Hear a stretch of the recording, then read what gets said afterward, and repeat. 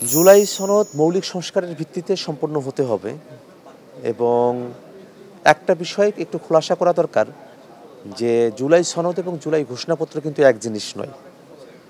অনেকে জুলাই সনদ এবং জুলাই ঘোষণাপত্রকে গুলিয়ে ফেলেন।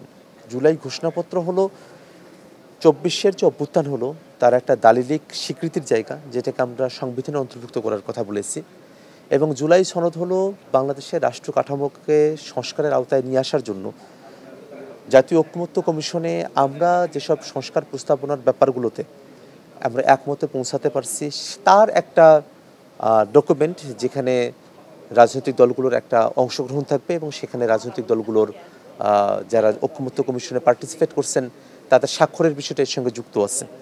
সে কারণেই আমরা বলেছি যে যদি মৌলিক সংস্কারই সম্ভবপর না হয়, যদি আমাদেরকে পুরনো কাঠামোতেই থাকতে হয়, তাহলে যা কিছু প্রধানতম সংস্কারের বিষয়বস্তু সব কিছুকে যদি সমাধান না করে কমিশন জুলাই সনদের দিকে অগ্রসর হয়, তাহলে অবশ্যই সেই সনদে আমরা সিগনেচার করবো কিনা সেটা বিবেচনাধীন।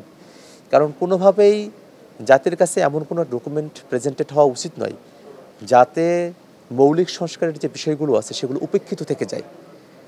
আর আমরা এই জায়গা থেকেই বলছি বারবার যে জুলাই সনদ যা হবে সেটা মৌলিক সংস্কারের ভিত্তিতে হতে হবে, সেটাকে লিগ্যাল ফ্রেমওয়ার্ক অর্ডার এলএফও করে সেটাকে বাস্তবায়নের পথটাকে নিশ্চিত করতে হবে এবং কোনোভাবেই জুলাই সনদের যে অঙ্গীকারগুলো আছে সেগুলো থেকে কোনো রাজনৈতিক দল বা পরবর্তীতে যারাই রাষ্ট্র পরিচালনার দায়িত্বে আসেন না কেন তারা সেখান থেকে ডেভিয়েটেড হতে পারবেন না, দূরে সরে যেতে পারবেন না। এই বাধ্যবাধকতার জায়গাটা সেখানে থাকতে হবে। ইভেন আমরা মৌলিক সংস্কারের ভিত্তিতে যে জুলাই সনদের কথা বলছি সেটাকে ভায়োলেট করে যাতে বাংলাদেশে কোনো আইন প্রণীত হতে না পারে, জুলাই সনদের সাথে অসামঞ্জস্যপূর্ণ কোনো বিধান যাতে করা না সম্ভব হয়, সেরকম একটা মর্যাদাগত স্ট্যাটাসে জুলাই সনদকে আমরা দেখতে চাই। আমরা জুলাই সনদকে খুবই কার্যকর মৌলিক সংস্কারের ভিত্তিতে একই সাথে তার বাধ্যবাধকতার জায়গাটা সুনিশ্চিতভাবে যেন সম্পূর্ণ করা হয়, সেটা যেন বাস্তবায়ন করা হয়, সেটার উপরেই আমরা আমাদের দৃষ্টি নিবদ্ধ রেখেছি।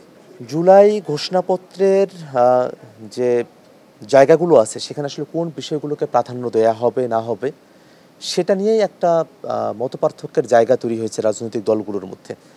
এবং অন্তর্বর্তীকালীন সরকার আসলে সকল রাজনৈতিক পক্ষের ঐক্যমতের ভিত্তিতেই জুলাই ঘোষণাপত্র দেওয়ার কথা আমাদেরকে অনেক আগে জানিয়েছেন। সরকারের তরফে আসলে একটা ঢিলে ঢালা ভাব রয়েছে জুলাই ঘোষণাপত্রের বিষয়ে। তো আমাদের কাছে মনে হয় যে আমাদের রাজনৈতিক দলগুলো তারা যদি জুলাই ঘোষণাপত্রের ব্যাপারে তাদের সিরিয়াসনেস প্রদর্শন করে এবং সরকার যদি সত্যিকার অর্থেই একটা সমাধানযোগ্য জায়গায় পৌঁছাতে পারে, তাহলে এখনও যে সময় আছে ৩৬ জুলাই আসতে, তার মাঝেই কিন্তু জুলাই ঘোষণাপত্র প্রদান করা সম্ভব। একই সময়ের মধ্যে জুলাই সনদও আসলে প্রদান করা সম্ভব।